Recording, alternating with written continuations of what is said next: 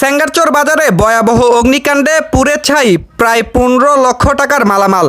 চাঁদপুরের মতলব উত্তর উপজেলার সেঙ্গারচর বাজারে হাজি মার্কেটে এক ভয়াবহ অগ্নিকাণ্ডের ঘটনা ঘটেছে। আজ 23 ফেব্রুয়ারি সোমবার দুপুর 12টায় ভয়াবহ অগ্নিকাণ্ডে একটি ইলেকট্রনিক্স দোকানে টিভি, ফ্রিজ সহ প্রায় 15 লক্ষ টাকার মালামাল পুড়ে ছাই হয়ে গেছে। স্থানীয় সূত্রে জানা গেছে, আজ দুপুর 12টায় হাজি মার্কেটের একটি দোকানে হঠাৎ আগুনের সূত্রপাত হয়।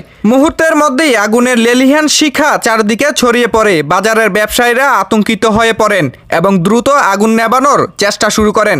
খবর পেয়ে মতলব উত্তর থানা পুলিশ এবং ফায়ার সার্ভিসের একটি ইউনিট দ্রুত ঘটনাস্থলে পৌঁছায় এবং আগুন নিয়ন্ত্রণ আনতে সক্ষম হন তারা। তবে আগুন নিয়ন্ত্রণ আসার আগেই দোকানের ভেতরে থাকা বিপুল পরিমাণ ইলেকট্রনিক্স সামগ্রী পুড়ে যায়। কিছু সংখ্যক মালামাল বার করতে সক্ষম হন তারা। ক্ষতিগ্রস্ত ব্যবসায়ীদের দাবি, অগ্নিকাণ্ডে দোকানে থাকা নতুন টিভি, ফ্রিজ ও অন্যান্য ইলেকট্রনিক্স সরঞ্জাম সম্পূর্ণ নষ্ট হয়ে গেছে। প্রাথমিক হিসেবে ক্ষয়ক্ষতির পরিমাণ প্রায় 15 লক্ষ টাকা ছাড়িয়ে যাবে বলে ধারণা করছে। আগুনে সব হারিয়ে ব্যবসায়ীদের আহাজারিতে সেঙ্গারচর বাজারের পরিবেশ ভারী হয়ে উঠেছে।